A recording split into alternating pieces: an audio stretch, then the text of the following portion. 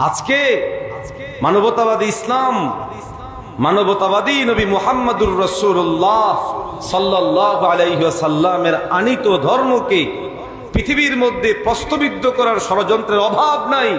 গোটা পশ্চিমারা মিলে একের পরে চক্রান্ত ষড়যন্ত্র করে 1948 সালে তারা মানবাধিকার কমিশন গঠন করেছে। জাতিসংঘ মানবাধিকার যে কমিশন, এটা গঠন করার পর থেকেই গোটা পৃথিবীর মধ্যে সবচেয়ে বেশি মানবাধিকার লঙ্ঘনের ঘটনা ঘটেছে। এই জন্য ডিসেম্বরের 8 বা 10 তারিখ বিশ্ব মানবাধিকার দিবস হিসেবে পালন করা হয়, এটা আসলে মানুষের অধিকার প্রতিষ্ঠার জন্য মূলত প্রতিষ্ঠা করা হয়নি, বরং বিভিন্নভাবে মানুষকে ধ্বংস করার জন্যই এটার প্রতিষ্ঠা, এবং এই কাজটাই এটা বছর পর বছর করে যাচ্ছে। আমাদের বাংলাদেশেও মানবাধিকারের কমিশন গঠন করেছে। তো অনেকে বলছে অসুবিধা কি, ভালো তো, এটা মানুষের অধিকার বাস্তবায়ন করবে। কিন্তু আমাদের বোঝা উচিত যে মানুষের অধিকার বাস্তবায়ন করবে নাকি মানুষের অধিকার বাস্তবায়নের নামে মানুষদেরকে ধ্বংস করবে। এটা বুঝার জন্য আপনি পশ্চিমের চোখের চশমায় কোনটাকে মানবাধিকার বলে আর কোনটাকে মানবাধিকার বলে না, এটা আপনার বুঝতে হবে। আমাদের সমাজে, আমাদের ধর্মে, আমাদের সংবিধানে এবং আমাদের মানব সমাজে জেনাকে, ব্যভিচারকে অন্যায় হিসেবে দেখা হয়। কেন? জেনা ব্যভিচার মানুষের চারিত্রিক ক্ষতি সাধন করে, মানুষের জীবনের উপরে ঝুঁকি তৈরি করে, মানুষের আর্থিক ক্ষতি করে, মানুষদের পারিবারিক সম্পর্ক নষ্ট করে দেয়। জেনাকারদের শরীরও শেষ, অর্থ শেষ, ইজ্জত শেষ। এবং এই জেনা ব্যভিচারের কারণে কখনো কখনো ভয়ঙ্কর রকম খুনাখুনি ঘটার মতো ঘটনাও আছে।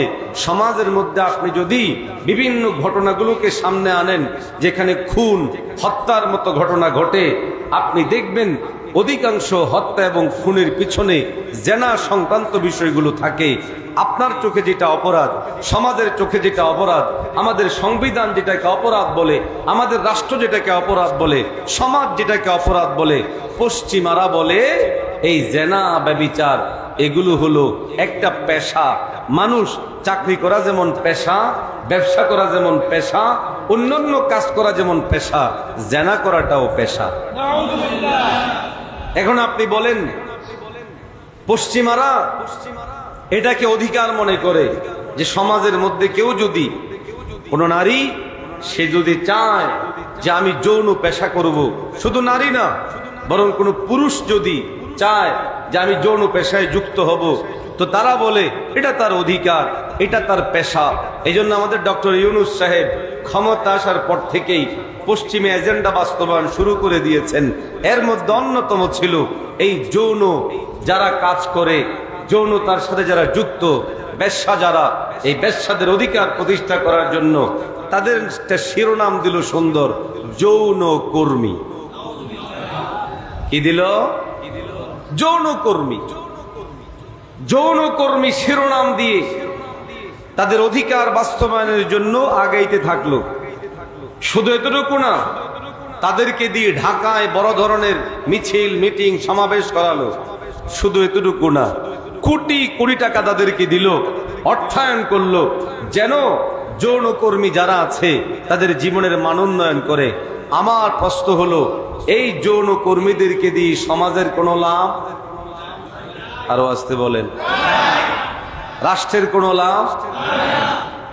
সাধারণ মানুষের কোনো লাভ? কিন্তু এরপরও সেখানে টাকা দেওয়া হলো, সাপোর্ট দেওয়া হলো, সমর্থন দেওয়া হলো। কেন? তারা বলে এটা অধিকার।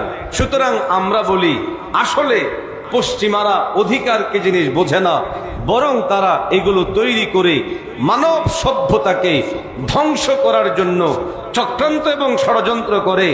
আর আমরা যখন এগুলো নিয়ে কথা বলি তা আমাদেরকে বলে মৌলবাদী, আমাদেরকে বলে জঙ্গিবাদী, আমাদেরকে বলে উগ্রবাদী। আমরা দৃঢ়তার সাথে বলি মৌলবাদী হতে রাজি, তারপরও আমাদের চরিত্র নষ্ট করতে পারবা না। জঙ্গিবাদী হতে রাজি, তারপরও আমরা আমাদের যুবকদেরকে ধ্বংস হতে দিব না। অধিকারের নামে যৌনতাকে ব্যাপক করা হবে, বেশ্যালয় খোলা হবে। অন্তত পক্ষে 90% মুসলমানের দেশে এটা আমরা মানি না, মানব না, হতে পারে না। প্রয়োজনে রাজপথে নেমেছি, আবার আমরা রাজপথে নামবো, যদি বলা ঠিক না বেটে?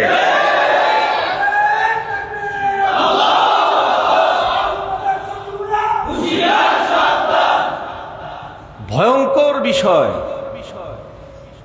তারা আমাদেরকে মানব কল্যাণ শিখায়, মানবতা শিখায়। মানব কল্যাণ শিখানোর জন্য পশ্চিমাদের বিভিন্ন এজেন্ডা আনে।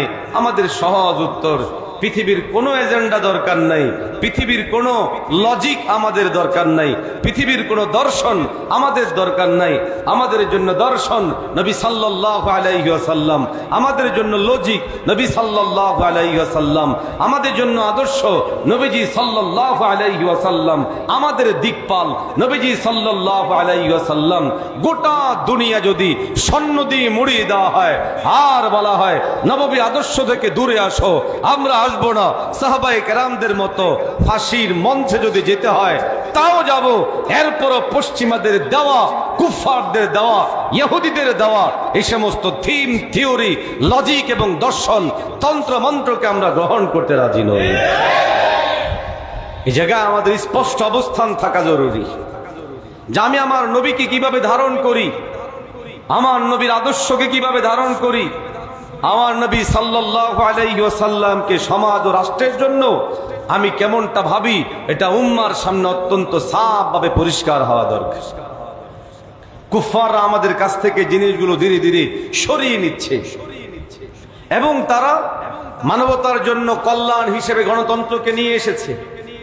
আমাদের দেশের অধিকাংশ মানুষ গণতন্ত্রকে জিনিস বোঝে না।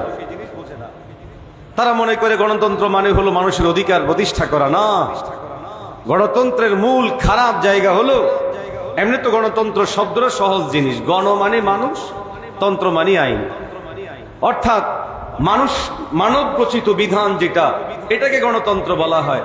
তো গণতন্ত্র আর ইসলামের দর্শনের মধ্যে মৌলিক পার্থক্যের জায়গা হলো গণতন্ত্র শুধুই মানুষের চাহিদাকে মূল্যায়ন করে, মানুষের চাহিদাকে মূল্যায়ন করে, by the people for the people, যেটা এর মূল থিম হলো মানুষ কি চায়। এই জন্য মদের বৈধতা কেন, যে মানুষগুলো চাইবে মদ খাইতে খাইতে পারবে, এটার নাম হলো গণতন্ত্র। এই জন্য যে সমস্ত রাষ্ট্র খুব বেশি গণতন্ত্র চর্চা করে, ওখানে মানুষ কেউ যদি আত্মহত্যা করতে চায় বলে এটা তার অধিকার, সে নির্দিষ্টভাবে যদি কোনো দরখাস্ত করে যে আমি আত্মহত্যা করতে চাই, তা আত্মহত্যা করার জায়গা আছে, ওখানে যায়, গিয়ে আত্মহত্যা করে। আছে না? আপনারা জানেন না? আছে না? নাই আছে। কেউ যদি চায় যে আমি যৌন চর্চা করবো, করো, অসুবিধা নাই, যৌন চর্চা করো, এটা অধিকার তোমার। বিভিন্ন দেশে, অস্ট্রেলিয়ায় আপনারা দেখেছেন কিনা জানেন না, দেখারও দরকারও নেই, পত্রিকাতে এসেছিল ব্লার করে ছবি। ওনারা চেয়েছে যে আমরা সবাই উলঙ্গ হব, বাস এটা একটা অধিকার, তাদেরকে সেটা দেওয়া হয়েছে। হ্যাঁ, উলঙ্গ হয়েছে, অসুবিধা কি? এই জন্য পশ্চিমাদের এগুলো দেখলে আপনার মনে হবে যে না, মানুষটা জানোয়ার, আপনি কোনো পার্থক্য করতে পারবেন না। তো আমাদেরকে গণতন্ত্র দিয়ে, গণতন্ত্রের মূল থিমটা হলো এখানে, মূল সমস্যাটা এখানে যে তারা মানুষের চাহিদাকে প্রাধান্য দিয়ে, সেখানে আল্লাহ কি বলল, নবী কি বলল, শরীয়ত কি বলল, এগুলো চাওয়ার সময় নেই। তারা চাইবে মানুষ কি চায়। এই জন্য আমাদের দেশেও এগুলোর চর্চা হয় এবং সাফ করে মানুষ বলে গণতন্ত্র প্রতিষ্ঠা করব। মনে রাখা জরুরি, স্বেচ্ছায় সজ্ঞানে কেউ যদি এ ধরনের কথা বলে, এ ধরনের বিষয়কে সমর্থন করে, তাহলে সে ঈমান হারা হয়ে বেঈমান হয়ে যাবে। ঈমানদারের ঈমান থাকবে এটার উপর যে ইনিল হুকমু ইল্লা লিল্লাহ, তন্ত্র মন্ত্র যা কিছু হবে সবকিছু কার? আল্লাহ। হ্যাঁ, মানুষ যদি মানুষের প্রয়োজনে কোনো আইন, বিধান, নিয়ম ইত্যাদি তৈরি করতে পারে, তবে সেটা যেন কোরআন এবং সুন্নাহের সাথে সাংঘর্ষিক না হয়, মানুষের জন্য কল্যাণকর, উপকারী যদি কোনো হয়।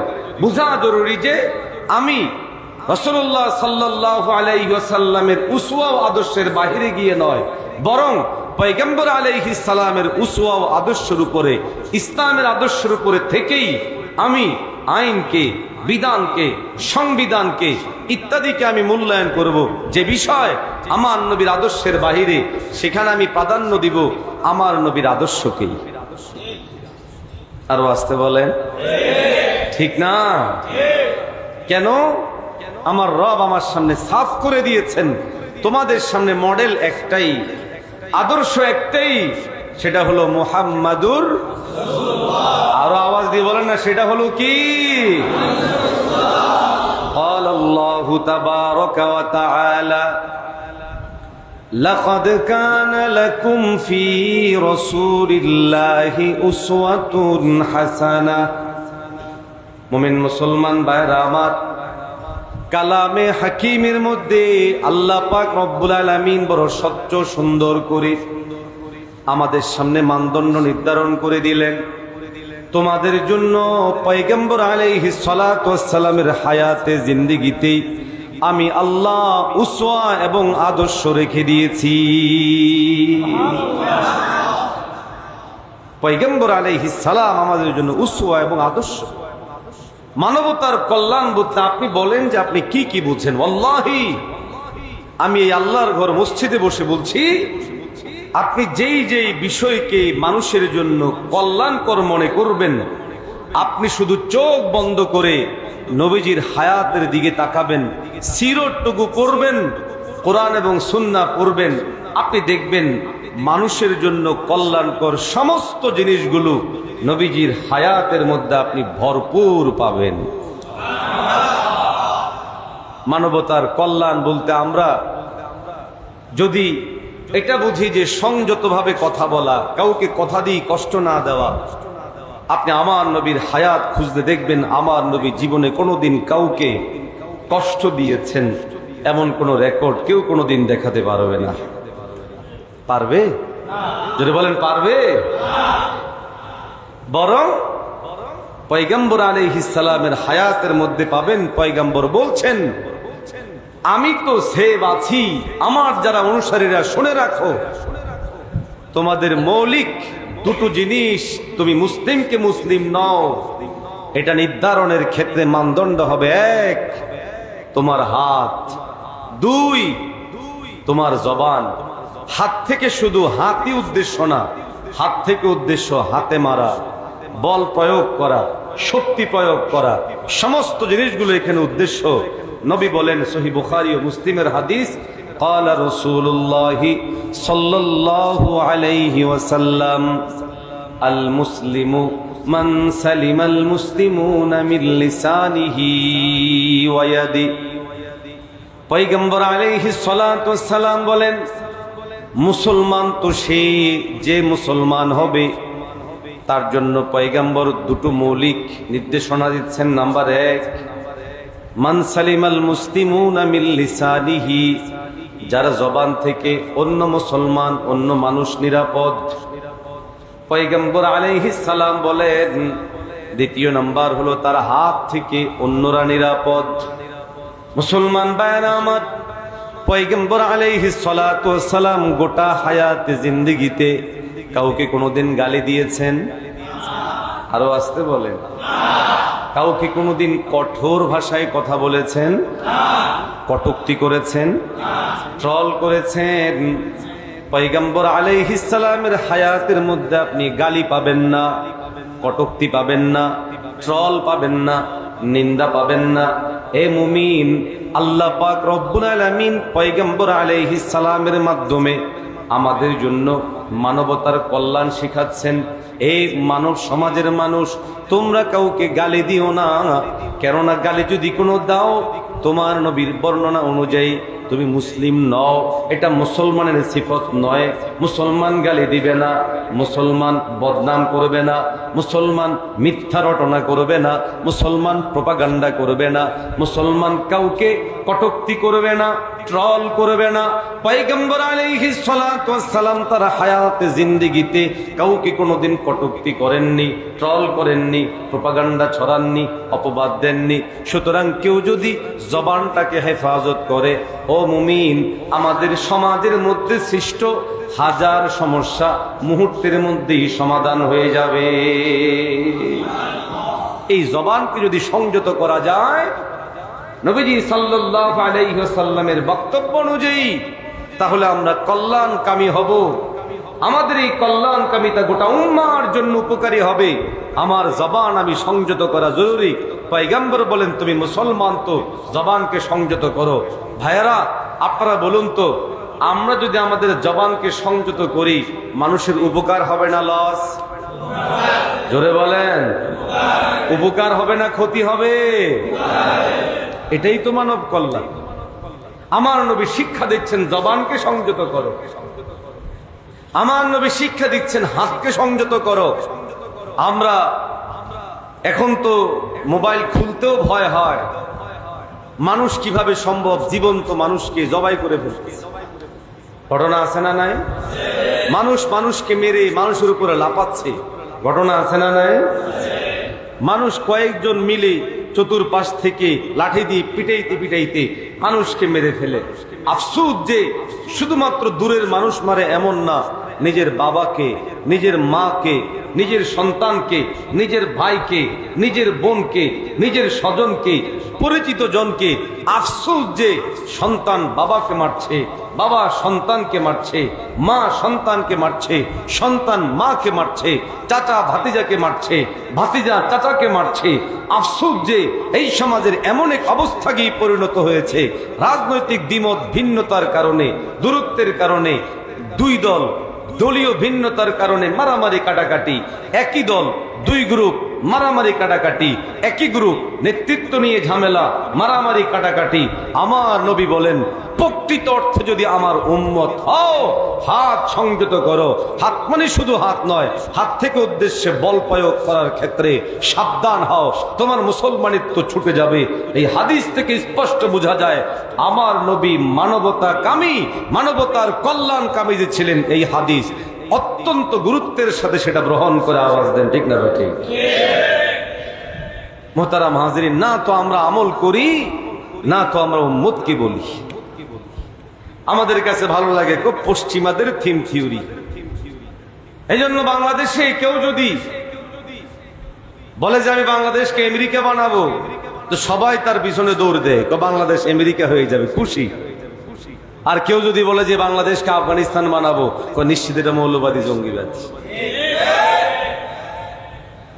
কেউ যদি পৃথিবীর বিভিন্ন দেশে যায়, কোনো অসুবিধা নাই। কয়েকদিন আগে আমাদের কয়েকজন আলেম আফগানিস্তানে সফর করে এসেছে, তো মিডিয়া 2 দিন পরে পরেই অ্যালার্জি, চুলকানি, বিভিন্ন প্রকারের বিভিন্ন ধরনের কথাবার্তা তৈরি করার চেষ্টা করে।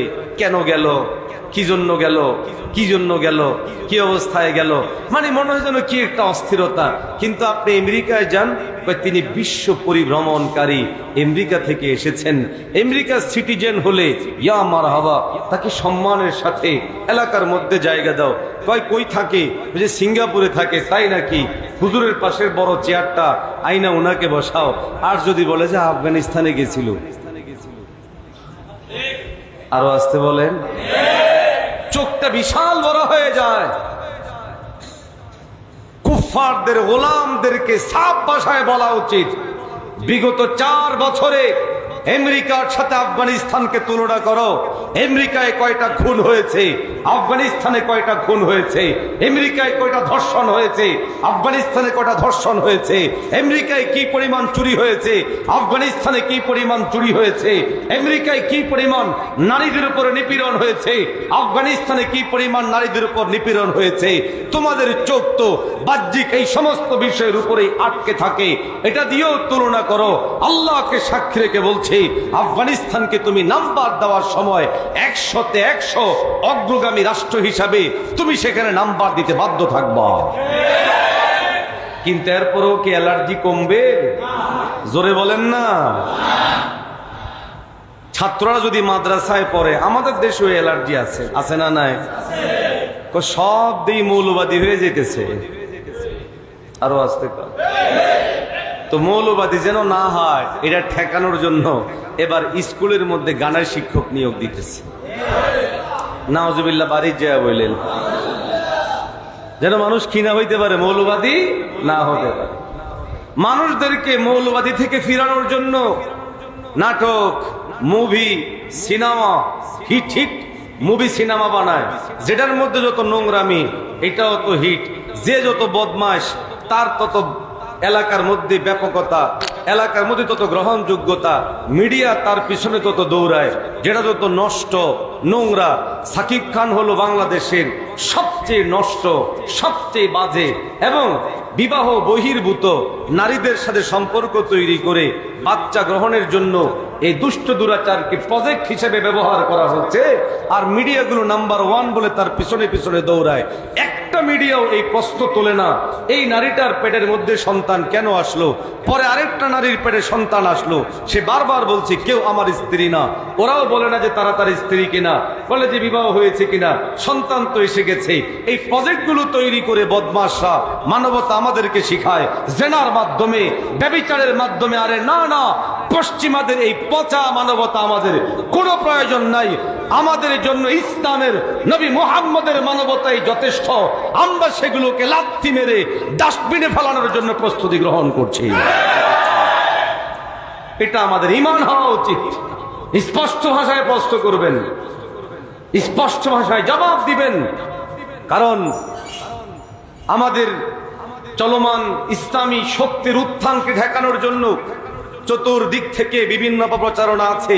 ইদানিংকালে এটাও একটা যুক্ত হয়েছে, মাওলানা মামুনুল হক কেন আফগানিস্তান গেল, মাওলানা মামুনুল হক কেন আফগানিস্তান সফর করলো, আফগানিস্তান কেন সফর করেছে, আফগানিস্তানে তিনি কি কোনো অপরাধ করেছেন? 4 বছরে আফগানিস্তানের কোথাও আক্রমণ করেছে? তো যারা এই প্রশ্নগুলো উঠাচ্ছে তাদের অনুষ্ঠিত গাদ্দারেরা, আমাদের বিভিন্ন ভাইয়েরা মজা করে বলে তাদের আব্বুরা গোটা পৃথিবীতে বোমার পর বোমা নিক্ষেপ করছে ফিলিস্তিনে, একের পরে গণহত্যা চালিয়ে যাচ্ছে বিভিন্ন জায়গায়। অতএব আগে সেইগুলোর বিচার হওয়া দরকার, এরপরে প্রশ্ন উঠাবে আফগানিস্তান নিয়ে। আফগানিস্তান স্বাধীনতাকামী মুমিন, তারা তাদের নিজেদের রাষ্ট্রকে কুফফারদের কাছ থেকে, দখলবাজদের কাছ থেকে, জালেমদের কাছ থেকে যারা 20 বছর গণহত্যা চালিয়েছে তাদের হাত থেকে উদ্ধার করেছে। তারা মুক্তি বাহিনী, তারা মুক্তিযোদ্ধা। এখন এটা নিয়ে প্রশ্ন উঠায়, প্রশ্ন তোলে। আসলে এটা হলো কুফফারদের একটা প্রজেক্ট। তারা চায় যে আসলে যেন কোনো অবস্থাতেই ইসলামের সৌন্দর্য, ইসলামপন্থীদের সৌন্দর্য বিকশিত এবং প্রকাশিত না হয়, এটা যেন গোপন থাকে। তবে এটা নিশ্চিত, যতই চাপাচাপি করবে ইসলামের সৌন্দর্য ততই বিকাশ হতে থাকবে। নবীজিকে নিয়ে অপবাদ দেয় নাই? আপনারা কি কষ্ট হচ্ছে, বিরক্ত হচ্ছেন? বেশি সময় নিব না, 10-15 মিনিট, ঠিক আছে তো ইনশাআল্লাহ। নবীজি যখন নবুয়তের প্রথম সময়টাতে দাওয়াতি কাজ করতেন, সহজ ছিল না কঠিন? আরো আসতে বলেন। একটা মানুষকে যতভাবে আঘাত দেওয়া যায়, মানুষ মানুষকে আঘাত দেয় শারীরিক, মানসিক, আর্থিক, পারিপার্শ্বিক এবং স্বজন ইত্যাদি দিকে দিয়া। পয়গম্বর আলাইহিস সালামের উপর সব ধরনের আক্রমণ, আগ্রাসন ছিল না ছিল না? আরো আসতে বলেন। মুমিন মুসলমান ভাইয়েরা আমার, নবীজি মুহাম্মদুর রাসূলুল্লাহ সাল্লাল্লাহু আলাইহি ওয়াসাল্লাম যখন ঈমান ও ইসলামের দাওয়াত দিতে আরম্ভ করলেন, মানবতার কল্যাণে মানবতাবাদী নবী নবীজি মুহাম্মদুর রাসূলুল্লাহ সাল্লাল্লাহু আলাইহি ওয়াসাল্লাম যখন মানুষদেরকে বলছিলেন বলো লা ইলাহা ইল্লাল্লাহ, তোমরা সফল হবে, তোমরা কামিয়াব হবে, সঙ্গে সঙ্গে গোটা দুনিয়ার সমস্ত বেঈমানরা মিলে পয়গম্বর আলাইহিস সালাতু ওয়াস সালামের বিরুদ্ধে প্রপাগান্ডা ছড়াতে আরম্ভ করলো। আল্লাহর হাবিব সাল্লাল্লাহু আলাইহি ওয়াসাল্লামকে আল্লাহ অনেক ধরনের নিয়ামত দিয়েছিলেন। পয়গম্বর আলাইহিস সালামকে আল্লাহ এমন সুন্দর চেহারা দিয়েছিলেন, যেই কোনো মানুষ পয়গম্বর আলাইহিস সালামের হুসন ও জামালের প্রতি আকৃষ্ট হয়ে যেত। এত সুন্দর, এত সুন্দর। নবীর সাহাবীরা বলেন লাম আরা ক্বাবলাহু ওয়ালা বাদাহু মিসলাহু সাল্লাল্লাহু আলাইহি ওয়াসাল্লাম, পয়গম্বরের মতো সুন্দর আমি আগেও কাউকে দেখি নাই, পরেও কাউকে দেখি নাই। তার মানে হলো আমাদের নবী ছিলেন সবচেয়ে বেশি সুন্দর। जमाले हुस्न यूसुफ पर फकत आशिक जुलेखा थी, तुम्हारे रूए रोशन पर आशिक सारी जहानी। हजरत यूसुफ आलाइहिस सालामेর সৌন্দর্যের উপরে এক জুলেখা তিনি আশিক ছিলেন। কবি বলেন, আমার নবী এত সুন্দর, এত সুন্দর, আমার নবীর উপর শুধু একজন নয় বরং গোটা দুনিয়ার সমস্ত আশিকে রাসূলেরাই পাগল। আল্লাহ পাক পয়গম্বরকে যেমন বাহ্যিক সুরতান সৌন্দর্য দিয়েছেন, সিরতান চরিত্রগতভাবে আল্লাহ পয়গম্বর আলাইহিস সালাম কই রকম সৌন্দর্য দিয়েছেন, যার জন্য দূর থেকে পয়গম্বর আলাইহিস সালামের ব্যাপারে যাই শুনতো, কাছে আসার পরে দেখতো এই মানুষটার মতো এত উত্তম, এত উন্নত চরিত্রবান পৃথিবীর মধ্যে দ্বিতীয় আর কেউ হতে পারে না। আল্লাহ পাক সার্টিফিকেট দিয়ে বলেন, ওয়া ইন্নাকা লাআলা খুলুকিন আযীম।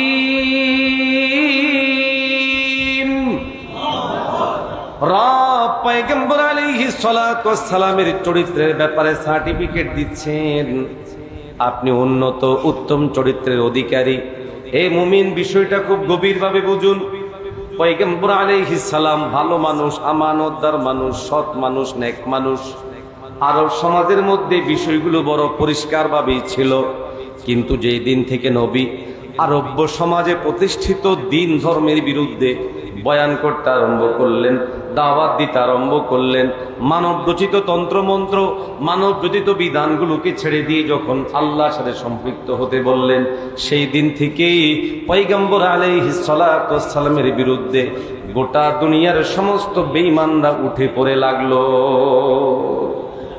এটা সব সময় ঘটে, এখনো একই সেম অবস্থা। আপনি যত তালমাল মিলিয়ে চলবেন আপনি অনেক ভালো। আপনি যখন সমাজের মধ্যে প্রতিষ্ঠিত কোন ভ্রান্তিকে, কোন বিচ্ছুতিকে সরানোর জন্য ময়দানে নেমে আসবেন, তো সঙ্গে সঙ্গে বিরুদ্ধাচরণ শুরু হবে, সঙ্গে সঙ্গেই কূটকৌশল করে আপনাকে দমানোর জন্য বদনাম করানো শুরু হবে। আমার নিজের ঘটনা বলি, এতদিন তো শামসুদ্দোহা আশরাফি এলাকার ছেলে, অনেক ভালো, ভালোর কোনো তুলনা নাই। দাওয়াত দেয়, দাওয়াত দিয়ে নিয়ে হাদিয়াও দেয়, রাহ খরচও দেয়, খাওয়ায়ও ভালো। কিন্তু যখনই মানব সেবার নিয়তে মুরব্বীরা আমাকে কুমিল্লা 10 আসন থেকে নির্বাচন করার জন্য অনুমতি দিয়েছেন, দোয়া করেন আল্লাহ যদি কবুল করে, আল্লাহ যেন বিজয় দান করে। আরো আসতে বলে না আমি। আমাদের মাকসাদ কি টাকা কামানো, বাহ্যিক কোনো সম্মান কামানো? মাকসাদ তো একমাত্র আল্লাহর সন্তুষ্টির জন্য নামাজ।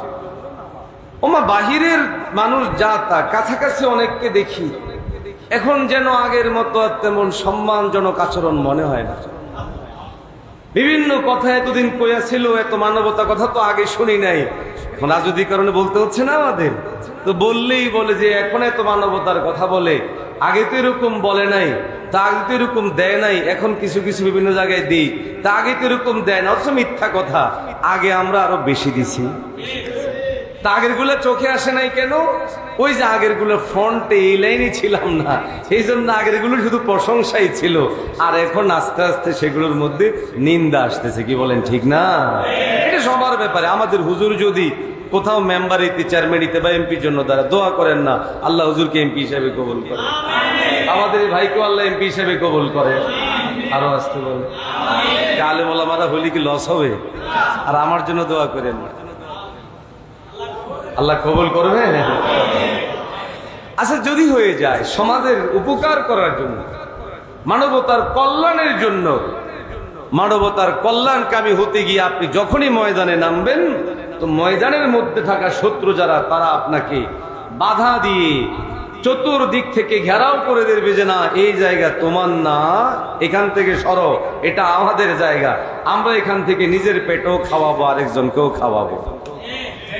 তো নবীজি যখন আরব সমাজের মধ্যে প্রতিষ্ঠিত বিষয়গুলোকে দূরীকরণের জন্য ময়দানে নামলেন, তো ছড়াইতে আরম্ভ করলো, কয় যে এটা একটা জাদুকর, এটা একটা কি, আরো আস্তে কর, জোরে বলেন না। পয়গম্বর আলাইহিস সালাতু ওয়াস সালামের বিরুদ্ধে অভিযোগ আরোপ করা হলো, মুহাম্মদ জাদুকর, মুহাম্মদের কাছে যাইও না, মুহাম্মদের কথা শুইনো না। মুহাম্মদের কথা যেই শুনে হে যেন কেমন হয়ে যায়, মুহাম্মদের কাছেও যাইও না, গেলেও কেমন যেন মানুষ আকর্ষণীয় হয়ে যায়। মুহাম্মদ সাল্লাল্লাহু আলাইহি ওয়াসাল্লামকে এই আঘাতগুলো ছিল পয়গম্বরের বিরুদ্ধে তাদের কৌশলী অপপ্রচারণা। টার্গেট ছিল পয়গম্বর আলাইহিস সালাতু ওয়াস সালামকে মানসিকভাবে দুর্বল করে ফেলা। কিন্তু মজার ব্যাপার হলো, যখনই অপপ্রচার চালানো হয় তখন মানুষ চিন্তা করে, বহুত পাগল তো দেখলাম, এই পাগলটাকে একটু দেখি, পাগলটা দেখতে কেমন। যায়া দেখে আমার নবী পাগল, আরো আসতে বলে, দেখতে কত সুন্দর, কথা কত সুন্দর, আচরণ কত সুন্দর, ব্যবহার কত সুন্দর। আরে তিনি যে দাওয়াত দিচ্ছেন, অনেকের মনের মধ্যে দেখে এটাই তো আমি খুঁজতেছিলাম। সঙ্গে সঙ্গে তারা বলে লা ইলাহা ইল্লাল্লাহু মুহাম্মাদুর রাসূলুল্লাহ। পাগল বলে বলে যখন তারা কোনো সাড়া পেল না, আরেকটা অপবাদ ছড়ানো হলো, মুহাম্মদ জাদুকর। জাদুকর শব্দ শুনলেই তো দেখতে মনে চায় কেমন জাদুকর।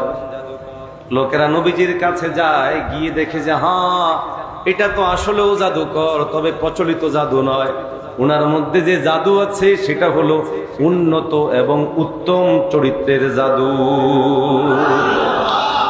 এই জন্য আমাদেরকেও, যদিও আমরা ওইভাবে নবীজির আদর্শের উপরে পুরোপুরি উঠতে পারছি কিনা আল্লাহ জানে, কিন্তু বেশভূষা তো আমাদের নবীজির আদর্শের উপরে, কথা যেগুলো বলি নবীজির সিরাতের উপরে।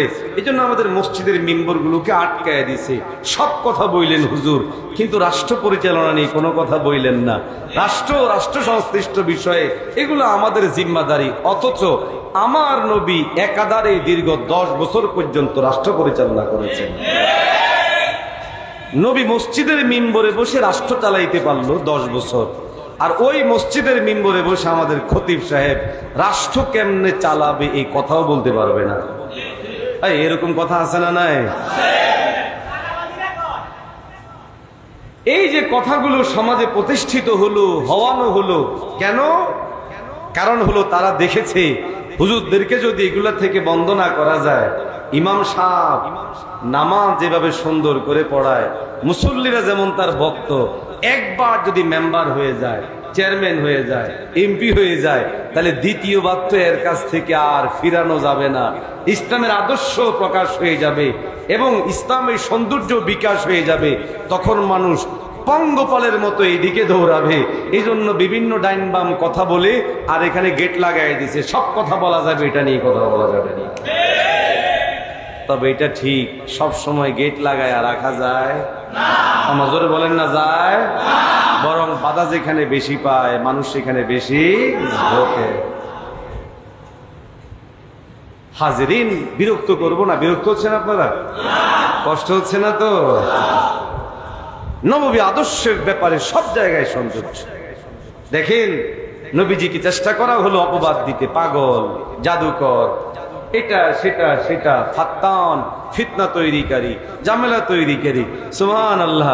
মানুষজন দেখে, কি রে এই লোকটা তো ভালো মানুষ, সৎ মানুষ, নেক মানুষ, তো যত বদনাম করে অত বেশি নবীজির দিকে ঝুঁকতে থাকে। সুবহানাল্লাহ। এই জন্য হাজিরিন, আপনাদের প্রতি অনুরোধ থাকবে, যেহেতু মানব কল্যাণ ফাউন্ডেশন আলোচ্য বিষয় সিরাতের উপরে, আমার নবীর গোটা জীবনটাই ছিল মানবতার কল্যাণের জন্য। আরো আসতে বলেন। অতএব নববী আদর্শ বাস্তবায়ন ব্যতীত এই সমাজ এবং রাষ্ট্র কল্যাণকামী হবে না, হতে পারে না। গণতন্ত্রের মাধ্যমে এই সমাজে কল্যাণ আসবে না, আসতে পারে না, বরং একমাত্র সুন্নতের মাধ্যমেই নববী আদর্শের মাধ্যমেই, ইসলামের মাধ্যমেই, শরিয়ার মাধ্যমেই কল্যাণ আসবে, আসতে পারে, ভিন্ন কোনো পন্থায় আসবে না। এটা বললে অনেকে কয় হুজুর শরিয়া দিয়ে ইসলাম কেমনে চলবে? শরিয়া আইন শুনলে অনেকের শরীর অ্যালার্জি শুরু হয়, কারো শরীর কাঁপতে থাকে, আছে না নাই? তো কেউ কেউ বলে যে বাদ দে কাঁপা কাঁপে, আমরা শরিয়াতে বিশ্বাসই করি না। আবার কেউ কেউ ডর ভয়ে বলে যে আমরা শরিয়া কায়েম করবো না, আছি এমনি, ইসলাম মুসলমান হিসেবে আছি কিন্তু শরিয়া নিয়া নাই। এটা আসলে বুঝ কম হওয়ার কারণে কথাগুলো বলে। দেখেন আমি আপনাদেরকে বুঝে বিরক্ত হচ্ছেন? নামাজ পড়েন যে আপনাদের কাছে কষ্ট লাগে? জোরে বলেন না। রোজা আপনাদের কাছে খুব অসম্ভব জিনিস? যাকাত খুব ভারী জিনিস? এগুলো শরিয়া। এগুলো কি শরিয়ার? এগুলো যেমন সহজ, ইজি, আনইজি না। আনইজি কার কাছে? নামাজ সবার কাছে ইজি নয়। যেতে ঠিক মতো নামাজ পড়ে না হেতের কাছে নামাজ ঠিকই অনেক কঠিন। জোরে বলেন না। যেতে নামাজ পড়ে না ঠিক মতো হেতের কাছে নামাজ কঠিন এবং ভারী। যেতে রোজা রাখে না এতে সারা বছর পর্দা না করলেও রোজার 1 মাস নিজেও পর্দা করে, ওই দোকানদারেও পর্দা করায়। আরো আসতে কর, নিজেও পর্দা করে, দোকানেরও কি করে? পর্দা করে। তা আমাকে এক মুরব্বী ছিলেন, এই পর্দাওয়ালিদের শুধু পায়ের গোড়ালির মধ্যে পিটাইতেন। বুঝেন নাই?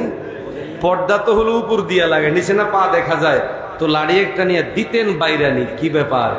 পর্দা করলা পায়ের পর্দা কই, তো পিটানি শুরু করতেন। শরিয়া সহজ জিনিস। নামাজ শরিয়ার অংশ, রোজা শরিয়ার অংশ, যাকাত শরিয়ত ইসলামিয়ার অংশ। শরিয়া ইসলামিয়ার আরেকটা অংশ হলো আইন, কানুন, বিধান, বিধিবিধান।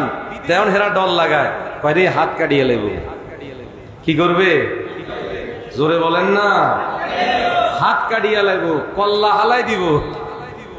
তো হাত কাটা, কল্লা ফেলে দেওয়া, এগুলো কি ভালো মানুষের করা হয় না অপরাধীর? দেখ সৌদি আরবের মধ্যে কিভাবে কিসাস, হাত কেটে ফেলতেছে, কল্লাটা 2 টুকরা করে ফেলতেছে। তো সৌদি আরবের মধ্যে আইন বাস্তবায়নের কারণে সেখানে অপরাধ আমাদের তুলনায় কম না বেশি? আর আমার দেশে সুশীলগিরি করে অপরাধ কম না বেশি?